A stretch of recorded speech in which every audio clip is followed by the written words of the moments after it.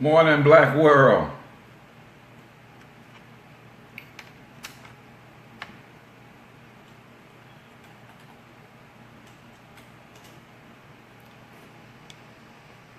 What's up, Shelton?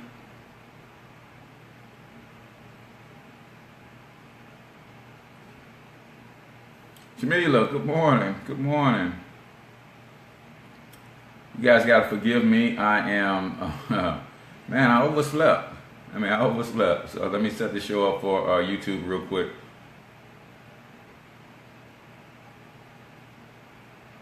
Yeah, I overslept, man. Normally I can get right out of bed without hitting the snooze bar, but I hit the snooze bar this morning. All right. You guys know that we're doing part 2 of Secrets of the Richest Man Who Ever Lived. Part 2. Billy King, good morning. Lamar, good morning. Chad. All right, let's see. Talking money on live. This is episode 237. All right.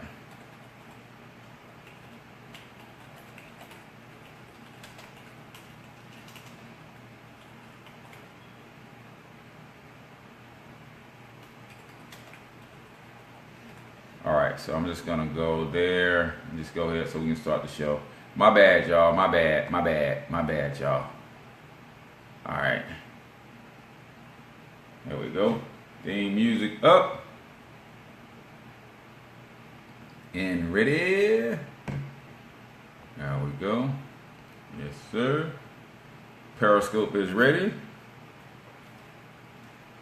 Got my sludge. ERGJ, top of the morning to you. If you have not yet got yourself your copy of the Black Billionaires Club, how they made their wealth, man, you are missing it. Give it ERGJ, theblackbillionairesclub.com. The book is going to revolutionize the way black folks think about money, man. I already know. All right, here we go. Let's do it.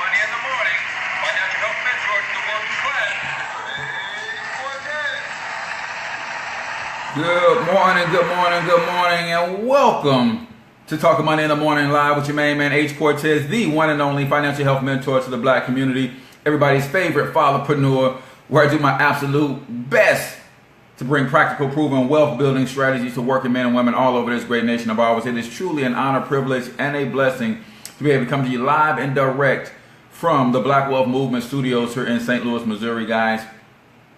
The Black Wealth Movement is taking on a tremendous amount of steam, picking up steam, and folks are joining from all over the country, seeing the real problem with revolution is our fact that we don't have any economic base.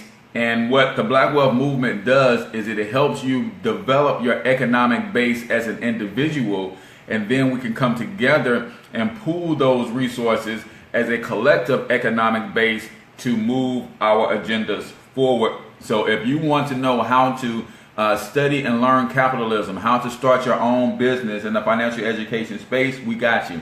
If you want to then know how to use that business to minimize taxes so you don't pay Uncle Sam so much, we got you. If you then want to learn how to take the revenue from that business and from minimizing your taxes and get rid of your debt, we got you. If you don't have a 750 or better credit score and you want to learn how to get there, you want to learn how to maintain credit, you want to learn how to use credit to build wealth, we got you. And then we're doing all of those 4 steps so we can finally put ourselves in a position to start accumulating income producing assets.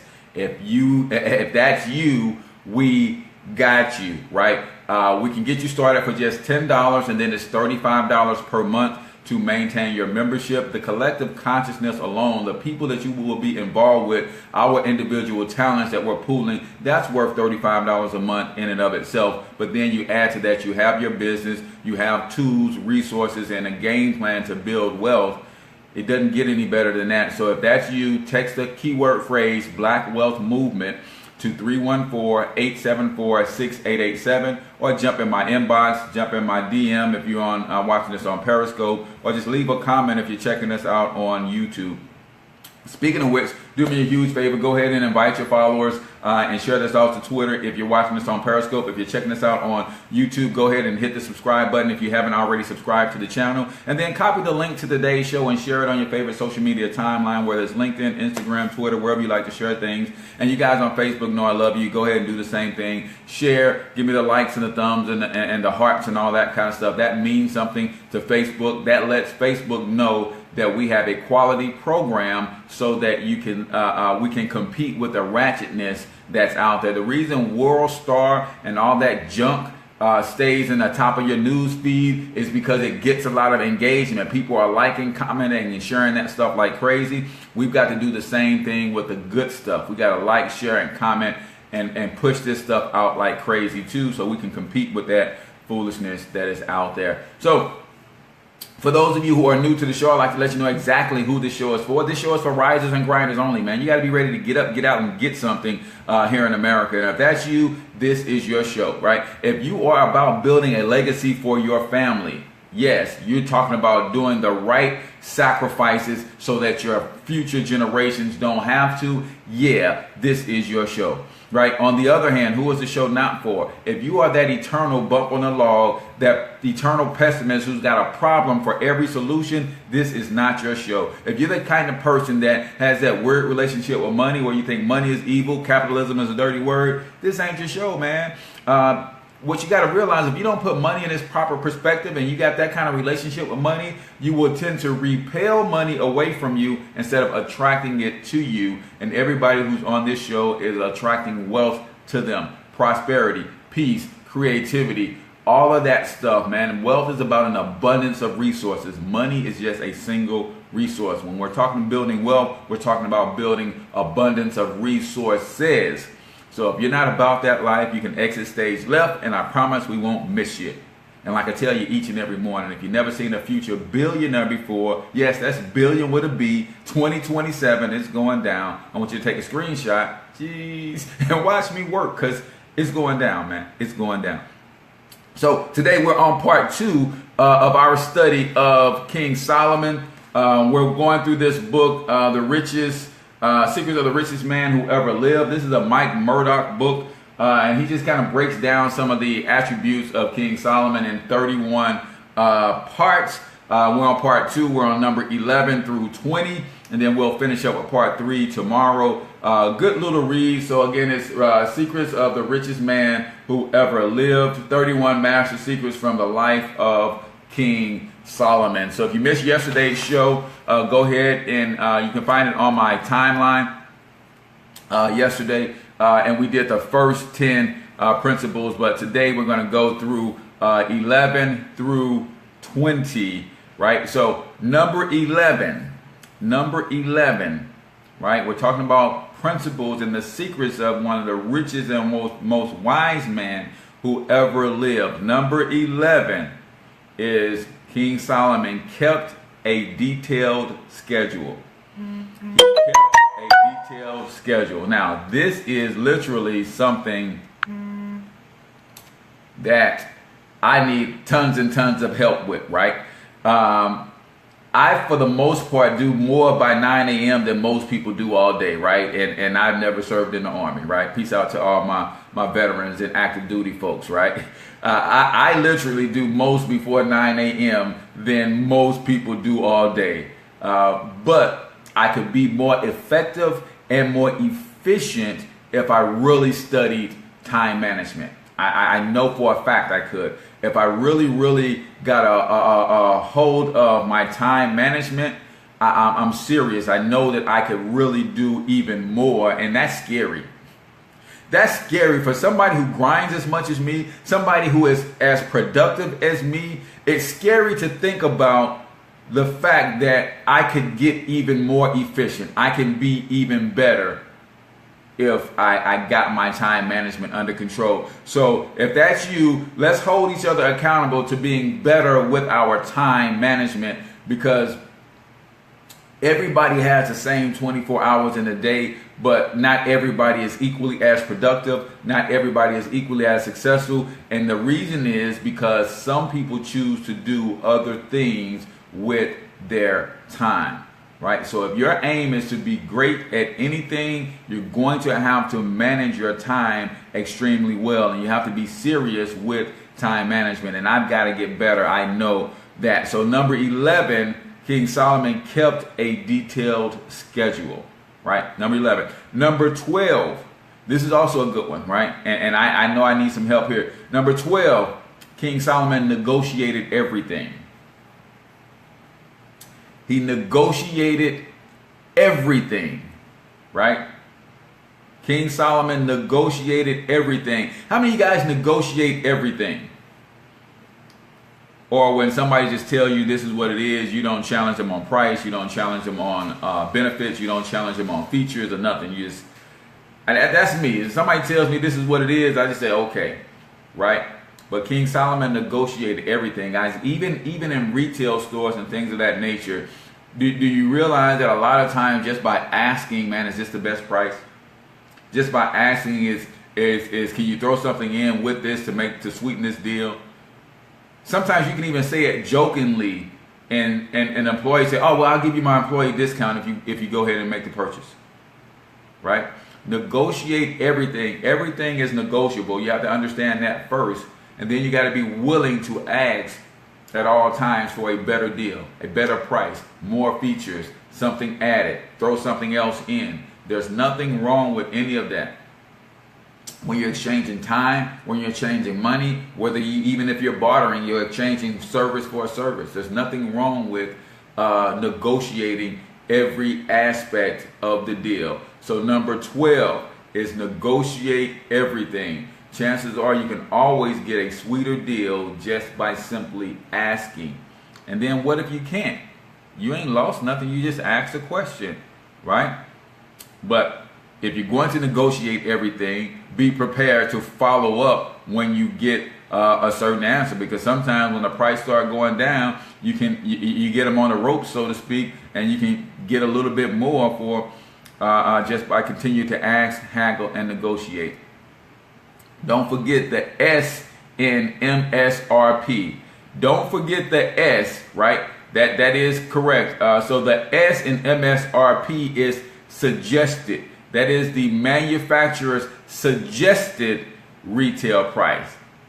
It's not the manufacturer's mandatory retail price. It is the suggested retail price. So always negotiate everything, man. There's nothing wrong with that at all, right? Number 13. King Solomon didn't rush to judgment. He always listened to both sides of the story. He always listened to both sides of the story. How many of you guys can have somebody come to you and tell you something about somebody and you just rush to judge, right? You base your judgment on somebody based on one side of the story, right? And a lot of times it's because if you're telling me something about somebody I don't like, it is real easy for me to want to buy into that narrative, whether it's true or not. If I already don't agree with somebody and then somebody comes to tell me something else about that person, it's easy to rush to judgment and say, yep, I agree. That's how he is. That's how she is. And I never heard the other side of that story. Right? So King Solomon never rushed to judgment, always listened to both sides of the story. And I think we can learn a lot from that because sometimes listening to both sides of the story says more about those who are telling both sides than it does about the situation in and of itself. Sometimes listening to both sides of the story actually says more about the people telling both sides of the story than the entire situation. Right?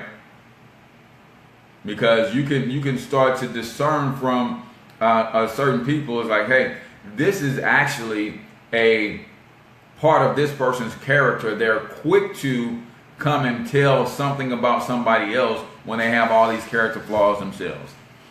They're quick to try to get you to rush to decision to bring somebody else down because they're always looking for a higher seat in the hierarchy. They're always looking to be uplifted, and the only way they can get themselves uplifted is by tearing others down. You got to be very, very, very, very careful about that. Say, be quick to discern the action and slow to judge the actors.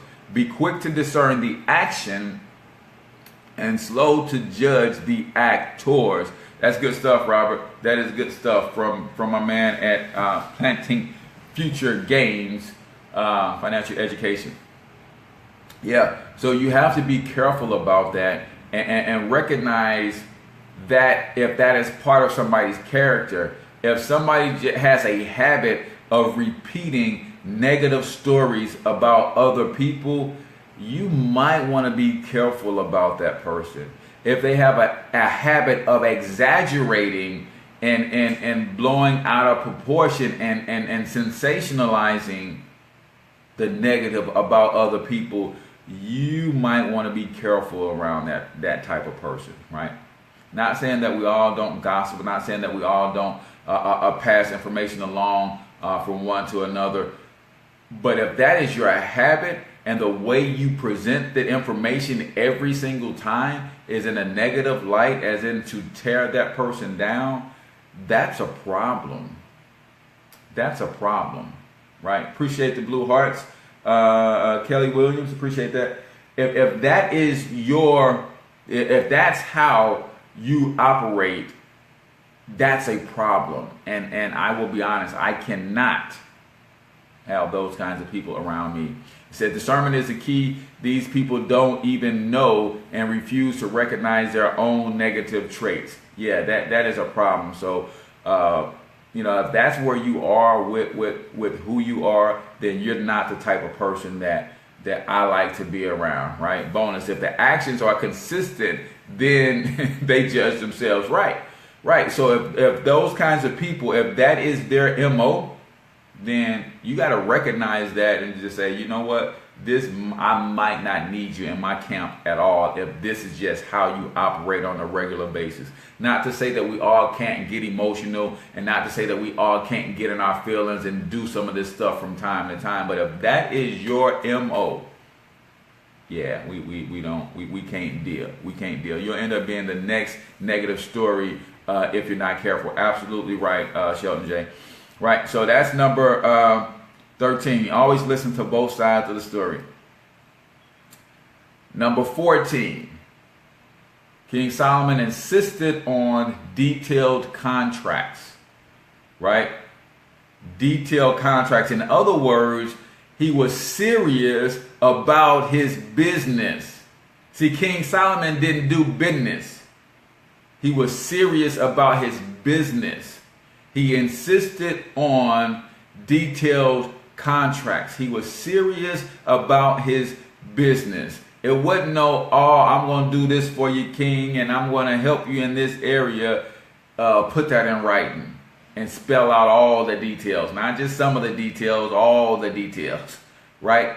You've got to be serious about your business. Come on, we're talking about one of the wealthiest and one of the wisest men who ever lived. You have to be serious about your business. When you are entering into business relationships, understand that they are slightly different than, well, they shouldn't be different, but we kind of create and make them different than any other relationship. But I think all relationships should be, you should be spelling out the details when you enter into a relationship with anybody for any reason. You should be spelling out the details. I'm just trying to make sure my computer, my laptop is plugged in. Make sure that we don't lose power here. Right? So you have to be serious about your business. When you're entering into relationships, a contract is another way of saying a relationship. When I enter into a relationship, be particular about the details of the relationship. Be particular. And in another, one of the first 10 secrets, it said that he was particular about explaining the expectations of the people he dealt with, right? So when you're entering into a business relationship, entering into a friendship, entering into an intimate relationship with someone, you should be particular about the details. Spell out the details, spell out the expectations so that there is never any confusion, right? Sometimes men and women, when they enter into relationships, there's mixed messages, right? Because we don't enter into a contract with all the details spelled out. We kind of leave things vague, and sometimes we leave them vague intentionally just to see what the other person will read into it. Nope, that's not a good practice. Should be nothing vague. Be very specific.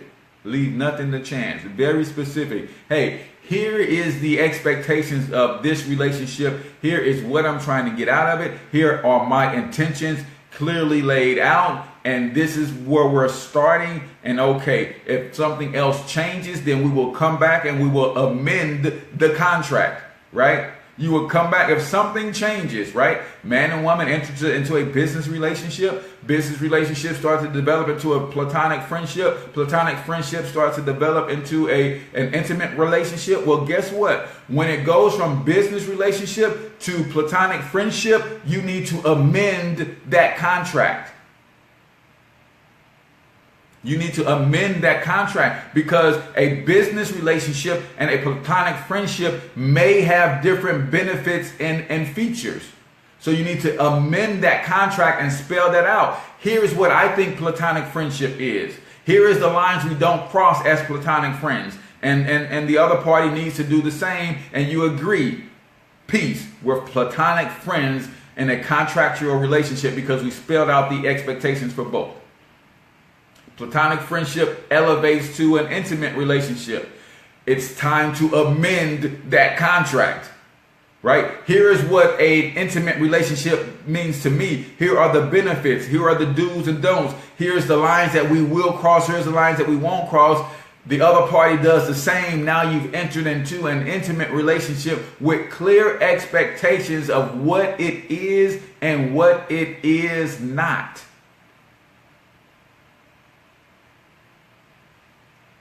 Right? Give you an example. A lot of women think marriage and intimate relationship is the same. Men think intimate relationship, this is cool for now, but may not necessarily be thinking marriage. That needs to be in the contract, y'all.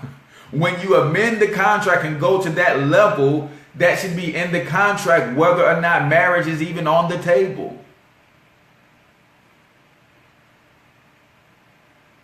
Right? But sometimes we're afraid of the answer that we might get. And as a result, we do not ask the questions that will lead to the answer that we don't want. Girl, I know he ain't the type to get married, so I'm not going to ask him if that's in our future or if we're that serious. No, ask him and let him tell you out of his own mouth that that ain't in the cards. So that is part of the contract, so you can decide on whether or not you want to continue in this agreement. Powerful people ask powerful questions. Powerful questions steer focus, and you get what you focus on. Powerful people ask powerful questions. Powerful questions steer focus, and you get what you focus on. Right? That's from my man Trevor Ott, Black CEO. So don't be afraid to ask powerful questions when you are entering into contract, or in other words, entering into relationship with other people. Spell everything out so that there is no confusion. Right? So that there is no confusion. Number 15. King Solomon only hired the best of the best. He only hired the best of the best. Right? We talked a little bit on Monday's show about identifying your 10. Identifying your 10. If I am a 10 in financial education and I want to hire someone to help me build a website, I don't hire a 5. Because guess what? I'm a 5 at building websites myself. I just build it myself. But if I want a website and I want it to look a certain way, I hire somebody who is a 10 at building websites. As a financial educator, if I'm a 10 as a financial educator and I want to hire someone to do my public relations and a PR person, which I am in the market, if you know any, let me know, right? If I want to hire a PR person, I don't hire somebody who is a 4 in PR. I hire somebody who's a 10 in PR, because I only need you for one thing. I'm not concerned about what else you're good at. I need you to be great at the one thing that I'm hiring you for. Right? So always hire the best of the best. Right? And then just look how this flows. Hire the best of the best. Spell out all the details in the contract, right? And negotiate everything. Right? This is good stuff for studying the King Solomon, right? Hire the best of the best, spell out all the details in the contract, and negotiate everything. That's how you do it. That's how you do it. So make a habit of, when you're entering into someone to help you and you're paying your hard-earned money, or you're exchanging some services, or whatever the contractual terms are, make sure that you are getting the best that you can possibly afford, so you don't have to pay again and again to have the same job done. I know people who've literally paid for websites to be built 3, 4, 5 times because they're trying to get it done on the cheap. And they're hiring somebody who's a 2 at building websites because they have a good relationship with them in another area. No, I'm not going to hire you to do a website for me. You might be a 10 like me in financial education like Robert. So Robert, I don't hire you to do my website because we got a good relationship in the financial education space. No, I need to know that Robert's a 10 in building websites. Then I can hire him for that. If you happen to be a 10 in that and a 10 in financial education, then I evaluate whether I want your services. But you will have to be looking for people who are a 10 at the things that you have to be a 10 at the things that literally you want people to hire you for, right? So, again, we're talking about the secrets of the richest man who ever lived, the study of King Solomon, according to Mike Murdoch. I got all of these 11 through 20 from this book right here, so you can check this out. It is on Amazon. If you go to books.financialhealthmentor.com, the book will be on my website a little bit later today, so I'll add it to my books page, books.financialhealthmentor.com, if you just want to grab a copy of that book. So that's number 15, only hire the best of the best. Number 16, my mother says this all the time, and she got it from my grandmother, who got it from my great-grandmother. And she says, haste makes waste. Haste makes waste, right? King Solomon, number 16 is King Solomon was never in a hurry. Never in a hurry, right? Haste makes waste, right? When you are so eager and anxious to do something, you do it hastily instead of really taking your time plotting and planning it out so that you can get the best results possible, right? Haste makes waste. And I never understood that for a long time because I didn't understand what the word haste means. I didn't know that, right? Right? But when I understood, okay, haste is to be hastened or to be quick or to be anxious, right? And in that anxiety, you're trying to get something done and you're just in a hurry to do it. So you want to be decisive, but never in a hurry, right? Some people just can't make a freaking decision about anything, right? Those people usually never amount to anything, and they will always need direction in their life. But you want to be able to make decisions. He said, do you take these steps? That's why I'm studying, brother, to incorporate these into my life, right? You want to be able and be decisive in able to make a decision, but then you have to make sure that you are doing your due diligence and not just rushing to take action for the sake of taking action, right? And I get a little gung-ho myself sometimes. I will admit that I am a little gung-ho. But that's just how I operate. When I have a thought to do something, I decide to do it. And because of that gung-ho attitude, I sometimes find myself redoing things over and over and over. And that's why the phrase that my mom says all the time, haste makes waste. So I get in a hurry. I try to hurry up and do something. And yes, it's partly done, but then I have to go back and redo it. So I just wasted time, effort, energy, material when I did it wrong the first time. And if I would have just taken my time, and I'm good for this, if I would have just taken my time and read the instructions, if I had just taken my time and read the instructions, right? But I get something, I pull it out the box, man, and I just say, hey, this look like it goes there. And I just start putting stuff together. And guess what? I have to tear it all down, go back and read the instructions, and then rebuild it the right way. So those are some things that you have to just think about, right? You think about making sure that you're never too anxious. And if you have that anxiety, you're in a hurry about doing something, think about, okay, yes, you can make the decision to get it done, but your approach and how you attack it and laying out your plan, take your time. Because what do they say the 5 P's are, the 6 P's? Proper planning prevents poor performance. Proper planning prevents poor performance. So yes, make the decision to get something done and then properly plan so you can execute so that you don't waste time, energy, or materials and effort. Number 17. He sowed the seed of time into his dreams. He sowed the seed of time into his dreams.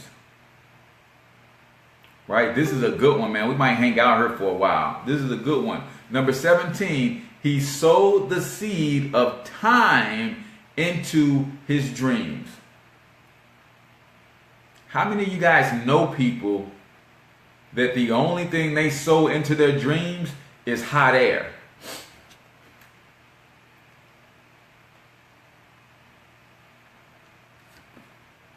How many of you know people who the only thing they sow into their dreams is hot air? Meaning all they do is talk about their dreams and they never take any action. They never never do anything towards making those dreams manifest.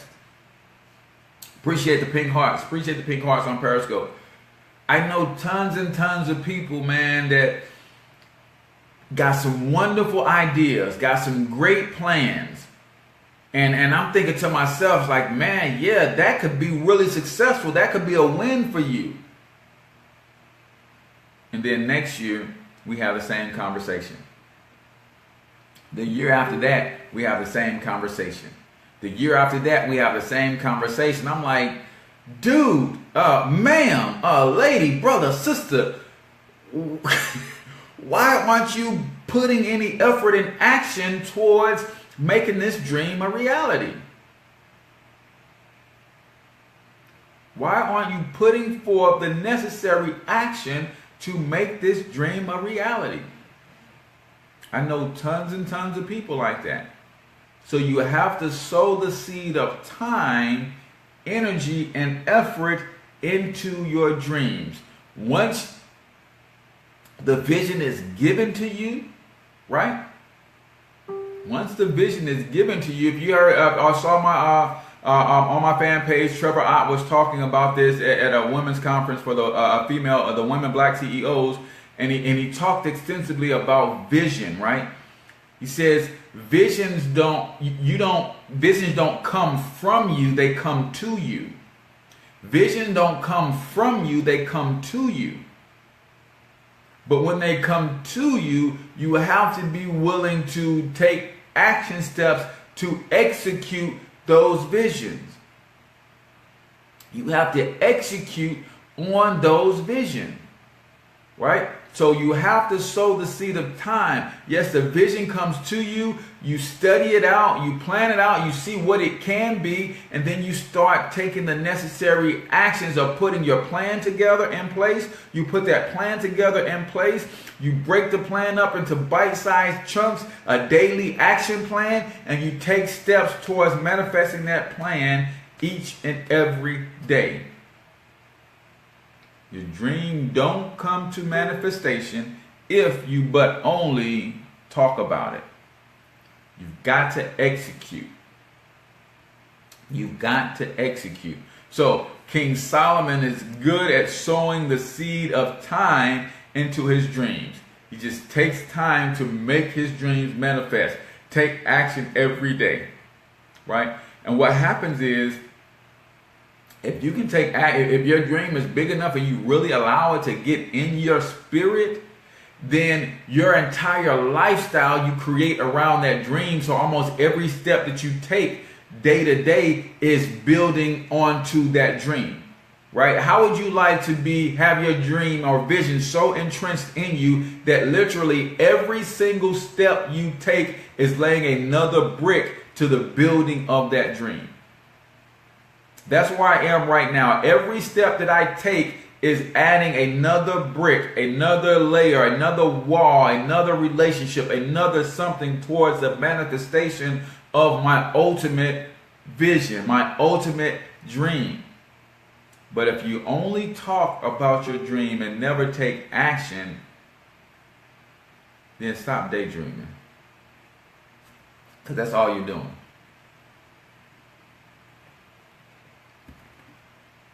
Stop fantasizing, because that's all you're doing. Stop wishing. That's all you're doing. Because what's the difference between a dream, a fantasy, a wish, a daydream? What's the difference? No action and no date. The difference between a dream, fantasy, and a wish or a vision is no action and no date. All of your dreams and goals should have a date on them. Because when you put a date on them, then you can work backwards from that date to create a daily action plan that will get you to land on that dream by that date. All dreams and goals have an action plan. Not a verbal communication plan, an action plan. What am I going to do every day, every week, every month, every quarter, every year to get this dream to manifest by 2027? It's a major difference between a wish, a dream, and a hope, a fantasy, is a date on it and the action that you put behind it. Got to execute. King Solomon sowed the seed of time into his dream. How much time are you putting into your dream on a regular and consistent basis? How much time are you putting into your dream on a regular and consistent basis to make it manifest? Right? And some of you guys have big dreams and you say, man, but I work this job. And when I get off work, I'm so freaking tired. And I would say touche. But then I would say, get your butt up earlier and put the work in before you go to your job. No excuses. I get some of you work jobs that are so freaking demanding, so stressful, physically, mentally, and emotionally, that you are literally drained by the time you get home. You have dinner with your family, you pay with the kids, and there's nothing left in the tank to do anything towards your dreams and goals. I know people like that, and I'm not judging that. But what I advise you to do is maybe you need to start getting up at 4 o'clock in the morning.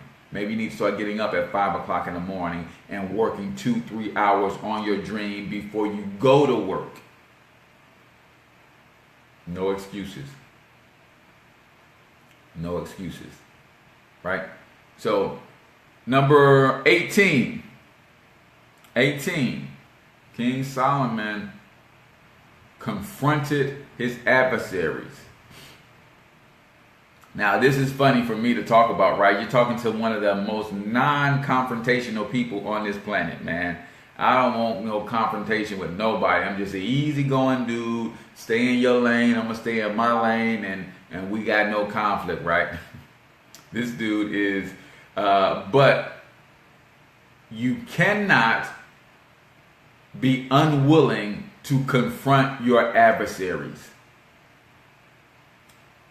You can go sometimes for a while not paying attention to the haters, brushing off those who are, are running your name through the mud, but you can't live, you can't go forever like that. At some point, you have to be willing to confront your adversaries. Right? You have to be willing to confront your adversaries and say, look, no more, man. We can't, if we can't get along, then at least we got to be able to go along. You got to keep your name out my mouth. I keep your name out my mouth. You got to be willing to confront your adversaries. Right? Because if you don't, you guys know how bullying goes, right? Until you turn around and face the bullies, he will always be chasing you. She will always be chasing you unless you turn around and face and confront them.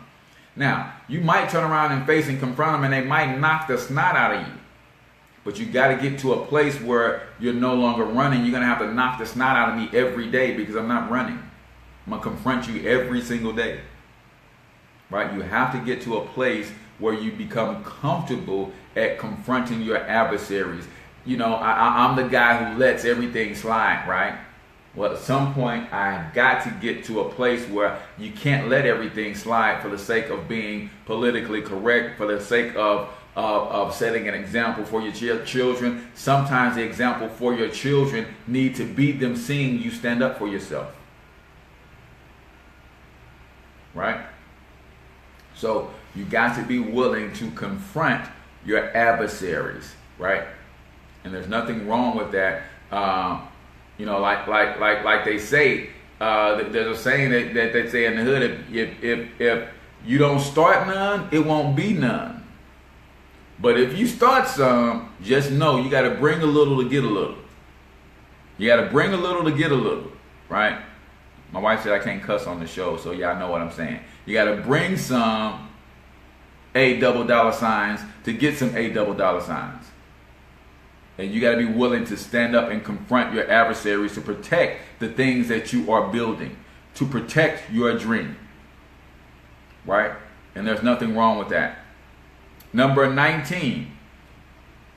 King Solomon was good at keeping his dream alive with enthusiasm. He's good at keeping his dream alive with enthusiasm. What does that really mean? Let me help you understand that. If I have a dream, I'm putting together a dream team of financial educators, right? And we're racing to $1 billion net worth, right? But when things aren't going in the direction where it looks like we're going to accomplish our dreams and goals, and I start dragging my feet for a moment, what do you think the rest of the team is going to do? They're going to start dragging their feet. And then what do you think the people who are on their teams who are following them are going to do? They're going to start dragging their feet. What if I start showing a lack of doubt myself, right?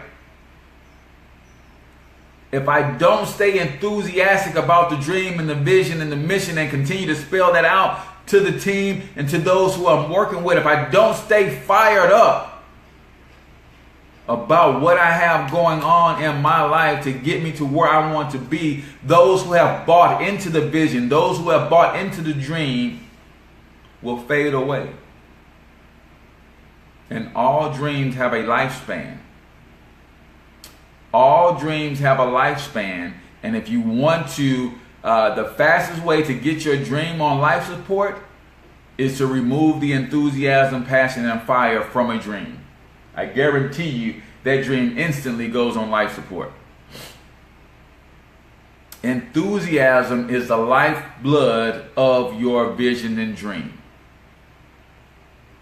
Because if the vision was given to you, if the vision came to you, there should be nobody on the planet more excited than you. And when you're communicating that dream and that vision, then your enthusiasm is what gets others to buy in. Your enthusiasm will get others to buy in. That's it. If there's no drive, the dream won't stay alive. So enthusiasm is the lifeblood of a dream. You remove the enthusiasm, then the dream dies. That's how you can really tell if that vision was really given to a person or if they're just taking part of helping the vision manifest. If the vision was truly and genuinely given to a person, they can't talk about that dream without enthusiasm. So you start thinking about some of the things that you are doing. If you can't muster any enthusiasm about it, chances are that's probably not the vision that was given to you. You might be trying to fulfill somebody else's vision, and that might be why it's a little hard for you to stay motivated to keep doing the things that you need to do to make it happen. Nobody has to wake me up in the morning and get me fired up about building economic empowerment in the black community. That is just my stuff, man. That is the vision that has come to me to help black Americans get their money right. That is just my vision. That I don't need to get fired up. I roll out of bed at sometimes like this morning. I rolled out of bed at 6:30, 6:35, 6:40 or something like that. Got in, did my little push-ups and kind of woke myself up. But at 7:05, I'm fired up to talk to you guys about building wealth and the Black Wealth Movement. Don't let your dream die by losing the enthusiasm, even if you're struggling to make the vision manifest. Stay enthusiastic about it. And number 20, this is the last one for the day, and then we'll finish up the 11, 21 through 31 tomorrow. Number 20, King Solomon refused to tolerate disloyalty. He refused to tolerate disloyalty. You remember what his mission was, right? He's building a house unto the Lord. If he tolerates disloyalty, how does he ever get that thing built if he has to continue to start over with a new crew every other week? You can't tolerate disloyalty. Either you're in or you're out. Either you're with the movement or you're not. That doesn't mean we can't be friends if you're not with the movement, but I can only work with those who are loyal to the cause. I can only work with those who are loyal to the cause, because it takes loyalty to see a thing all the way through to the end. It takes loyalty to see a thing all the way through to the end. As the one the vision came to, I have to stay enthusiastic all the way through to the end, and those who are buying in has to remain loyal all the way through to the end if we're ever going to pull this thing off. We're ever going to pull this thing off. Right? So loyalty is extremely, extremely, extremely important. So you got to make sure that you don't tolerate any disloyalty, right? Not to say that people can't walk away from you, but if they do, let them walk, right? Don't beg them to stay if they're not loyal to you, to the vision, to the mission at hand. If they walk away, let them walk. Does that mean you have to sever ties and sever your relationship? No, that could be meaning that they just have been moved, or their own vision has come to them and their vision is not in alignment with your vision. And that's cool, but I can't have you going back and forth where you're disloyal to me and at the same time you're loyal to others. Now that's going to create a conflict. So King Solomon refused to tolerate disloyalty. So let me recap the 11 through 20 real quick. Number 11 was he kept a detailed schedule. Time management is important, guys. All life is time. I'm going to say it again, and I hope you guys get this. All life is time. What you do with that time determines the quality of your life. But life in itself is just time. How long are you going to be here on this planet? That's all life is. What you do with that time dictates your quality of life. Right? So keep a detailed schedule. Number 12, negotiate everything. Number 13, listen to both sides before making a decision. Don't rush to judge. Number 14, insist on detailed contracts, meaning spell out everything in your relationships, business, friendships, intimate relationships, or whatever. Be on the same page. And the minute you're ready to turn the page to a new page, or you're ready to end the chapter and start a new chapter, then amend the contract. Never be afraid to amend the contract. Even if your attempt to amend the contract might mean the contract might have to end. Never be afraid to amend the contract. Number 15, only hire the best of the best. Right? If you need a job done, then get that job done by somebody who's a 10 at doing that specific task. Not necessarily somebody who's the cheapest. Get the job done by the best of the best. Number 16, haste make waste, so never be in a hurry. Never be anxious about anything, because that's how you can find yourself in trouble. That's how you can find yourself wasting a lot of time, energy, effort, and materials. So never be in a hurry. You want to be decisive, but not necessarily in a hurry about anything, because that makes waste. Number 17, you have to sow the seed of time into your dream. You cannot just talk about your vision. Talk about your dreams, and never be doing one single thing towards making those dreams manifest. Right? Critically important. Number 18. Got to be willing to confront your adversaries, man. Your adversaries can literally destroy you if you never confront them. Right? Now, there's a way, a time, and a place for everything, even when it comes to confronting your adversaries. But at some point, you will have to confront them, Otherwise, they will just continue to gnaw at you and antagonize you, and that can be a distraction. Number 19, you have to keep your dream alive with enthusiasm. Enthusiasm is the lifeblood of a dream. If you're not enthusiastic about your dream and vision, nobody else will buy in, and every vision requires others who the vision was not given to buy into the vision to help pull it off.